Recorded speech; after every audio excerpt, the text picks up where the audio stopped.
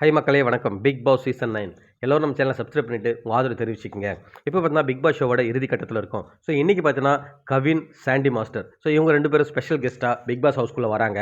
So இவங்க just like that பார்த்துட்டு போகிறாங்களா டிஆர்பிக்காக, இல்லை இங்கே இருக்கிற 4 கண்டஸ்டன்ட்ஸ் ஃபைனல் கண்டஸ்டண்ட்டில் யாரையாவது ஒருத்தரை கூட்டிகிட்டு போகிறாங்களா எவிக் பண்ணின்னு தெரியல.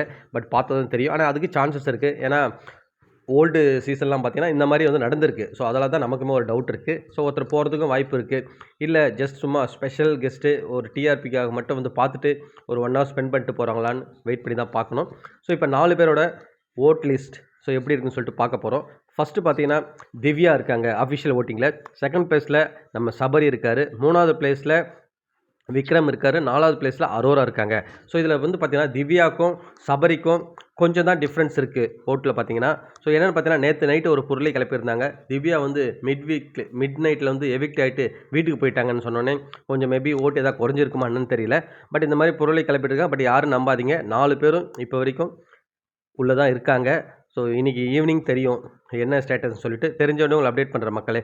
மேலும் நீங்கள் யார் ஜெயிக்குன்னு சொல்லிட்டு வின் பண்ணுறீங்கன்னு நினைக்கிறீங்கன்ட்டு நம்ம கமெண்ட் செக்ஷனில் கமெண்ட் பண்ணுங்கள். மீண்டும் உங்களை அடுத்த வீடியோவில் சந்திக்கிறேன். நன்றி.